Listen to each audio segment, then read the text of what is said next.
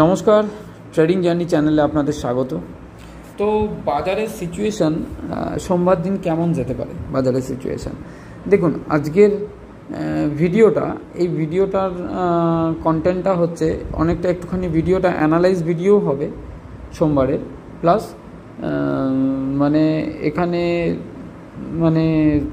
বাজার সোমবার দিনকে গভর্নমেন্টের কিছু ইস্যু, কোন গভর্নমেন্ট এখানে আসার সম্ভাবনা আছে, এরকম ধরনের একটু আলোচনাও হবে। আর এই আলোচনাটা পুরোপুরি আমার নিজস্ব পার্সোনাল আলোচনা আমি এখানে শেয়ার করছি। আমি হয়তো কোনো কথা যদি এমন বলে থাকি, হয়তো কারোর যদি খারাপ লাগে, তাহলে আগে থেকে আমি ক্ষমা প্রার্থী। আমি সেই হিসেবেই আলোচনা করছি। আমি কোনো আর্গুমেন্টের ব্যাপার নয়, আমি আমার নিজস্ব পয়েন্ট অফ ভিউ এই চ্যানেলের মাধ্যমে শেয়ার করছি। তো দেখুন, আমি কোনো সেবি রেজিস্টার নয়, এটা আমি প্রত্যেক ভিডিওতেই বলে আসি। যাই হোক, এটাও বলে দিলাম। তো মার্কেটের সিচুয়েশান যা দেখাচ্ছে, যদি দেখি, আমি যদি ডাটা দেখি, ডাটার মধ্যে দেখছি আমি যে মার্কেট কিন্তু দেখুন, এফআই আজকে বাইং করে রেখেছে, ডিআইও বাইং করেছে। সেই জায়গায় এফআই এখানেও একটা আমাদের পজিটিভ পয়েন্ট আছে যে স্টক ফিউচারে বাই করে রেখেছে এফআই। আর সবথেকে বড় পজিটিভ পয়েন্ট হচ্ছে এফআই এখানে মাইনাসে রাইট করে রেখেছে, এটাও আমাদের জন্য পজিটিভ পয়েন্ট। ঠিক আছে, তো এখানে একটা, দুটো, তিনটে, চারটে পজিটিভ পয়েন্ট আছে মার্কেট ওপর দিকে যাওয়ার। আর একটা নেগেটিভ পয়েন্ট আছে, সেটা হচ্ছে ইন্ডিয়া ভিক্স। আপনি যদি 2019-এর ইন্ডিয়া ভিক্স দেখেন, তো 26, 28, 29 এরকম জায়গা।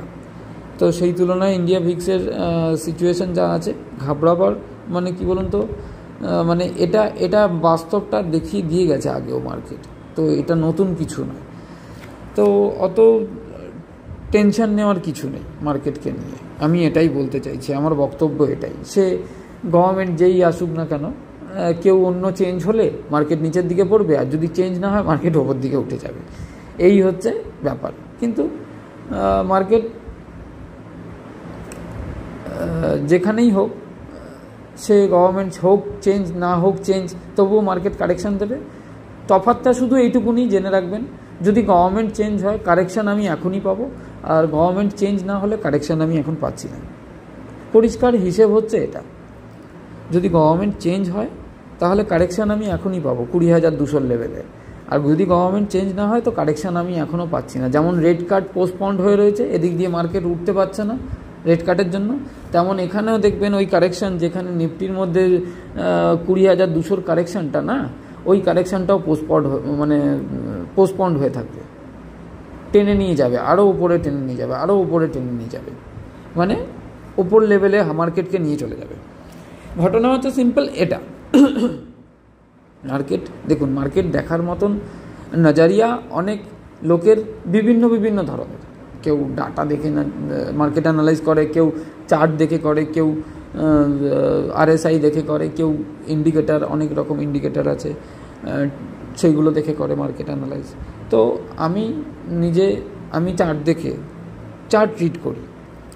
তো চার্ট রিড করে আমি মার্কেটকে অ্যানালাইজ করি যে কী হতে পারে না হতে পারে।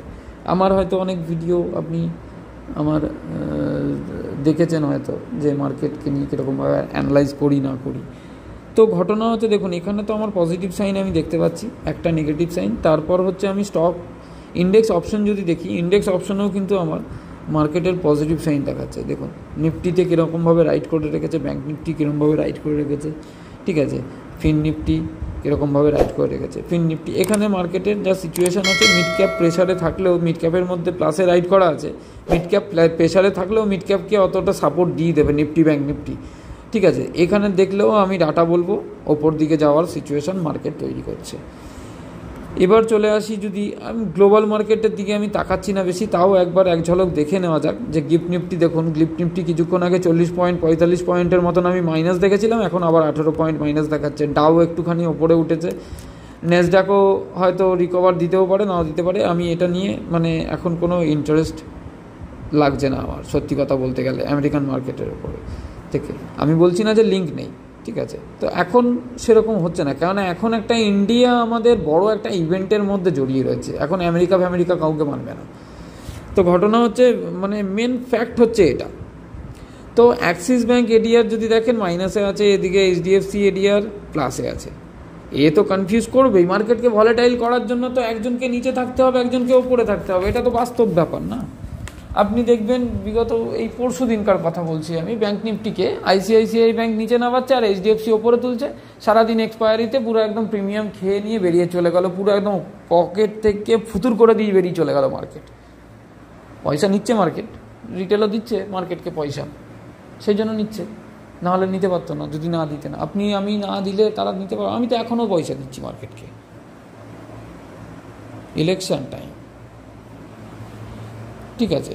এখন মার্কেট হুটহাট পয়সা নিয়ে নেবে, তো এখন চুপ থাকা অনেক ভালো মার্কেটের কাছে, এরকম ধরনের ব্যাপার। তো আমি 2-3 দিন ধরেই বলছি একটুখানি এই মার্কেটটাকে মানে ছেড়ে দিন, যা হচ্ছে হতে দিন। মার্কেট কিন্তু দেখুন, মার্কেট সরকার চেঞ্জ হলে কী হবে? কিছুই হবে না, হয়তো 6 মাস মার্কেট নেগেটিভ মোমেন্টাম থাকবে, তারপর আবার রিকভার করবে। কেননা দেখুন, আপনি যেটা আজকে জানছেন সেটা জেনে গেছেন, আপনার থেকে আরও 10 জন জানছে, 10 জন থেকে 20 জন জানছে, এই করতে করতে করতে করতে কেন টোটাল একটা এদের সংকল্প ছিল ডিজিটালাইজেশন ইন্ডিয়াকে করার জন্য, যেই সংকল্পটা ছিল সেই সংকল্পটা কিন্তু ধীরে ধীরে ধীরে ধীরে আপনি একটা দেখুন একটা জায়গা ধারণ করছে।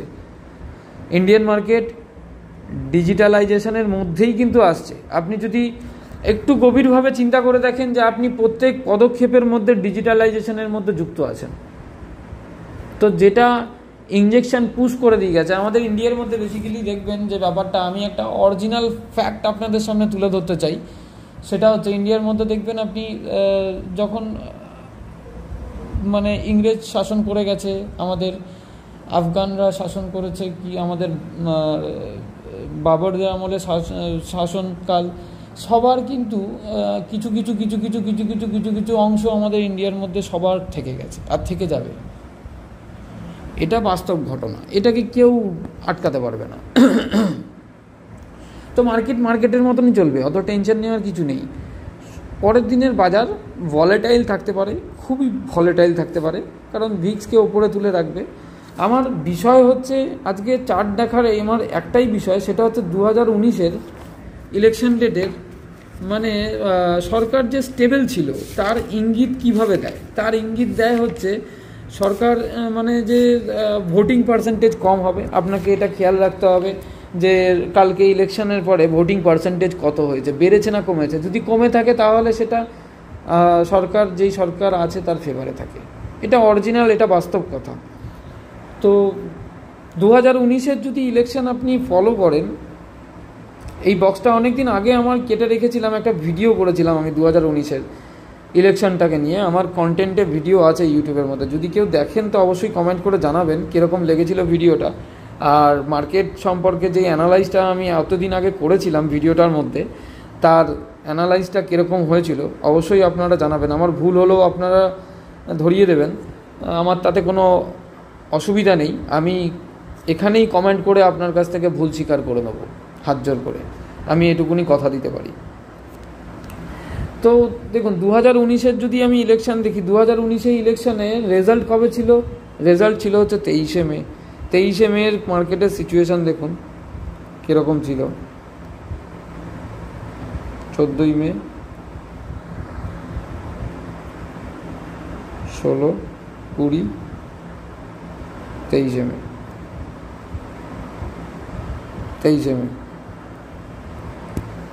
2019-এর 23শে মে রেজাল্ট ছিল। রেজাল্টের দিন মার্কেট দেখুন, 2019-এর কথা বলছি, এটা 2024 মানে আগের, যখন গভর্নমেন্ট স্টেবল ছিল।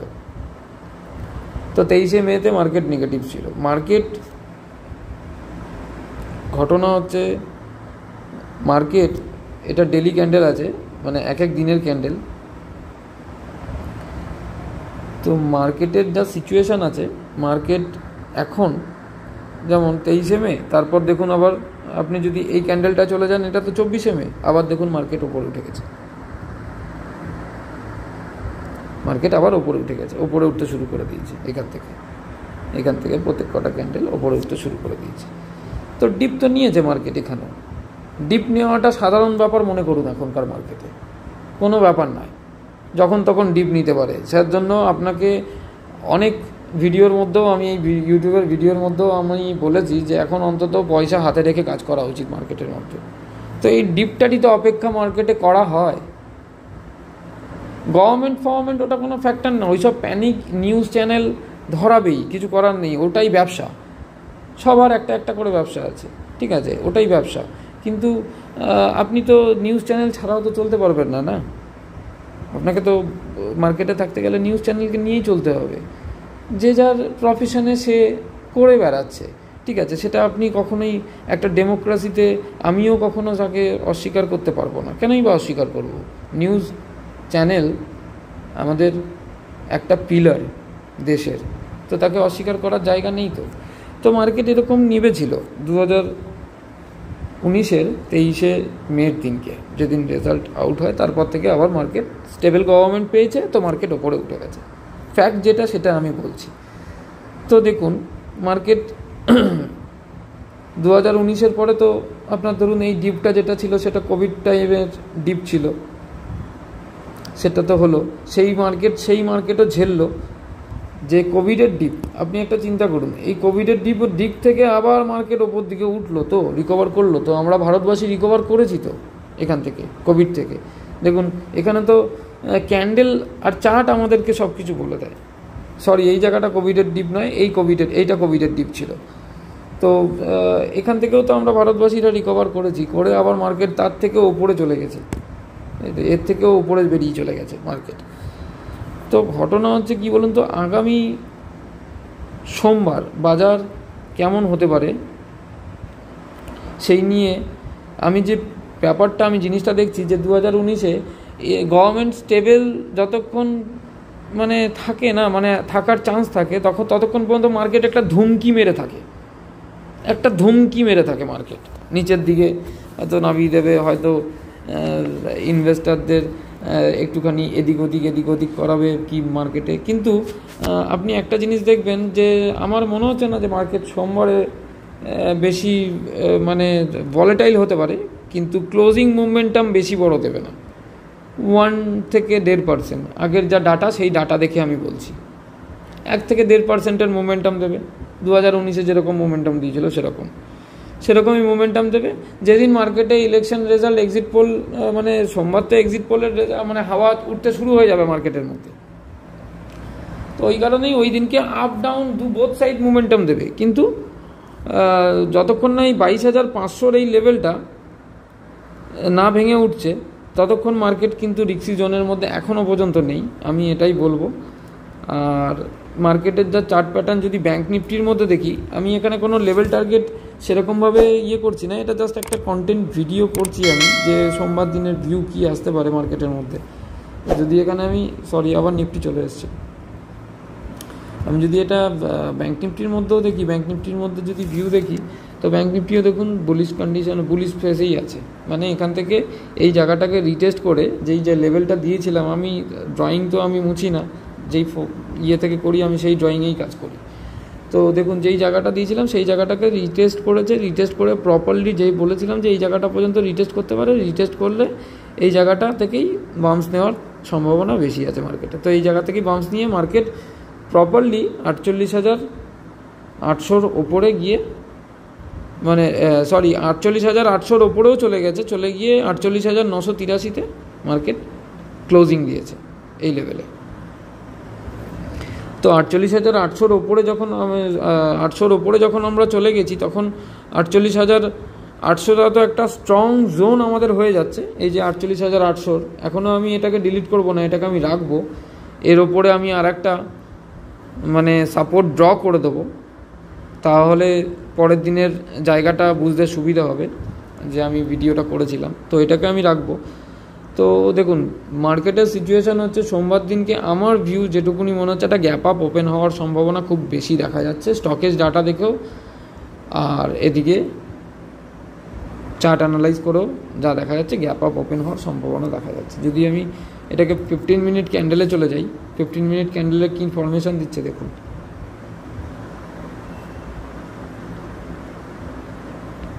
মার্কেট এই জোনটাকে এবার নেওয়ার সম্ভাবনা কিন্তু দেখাবে।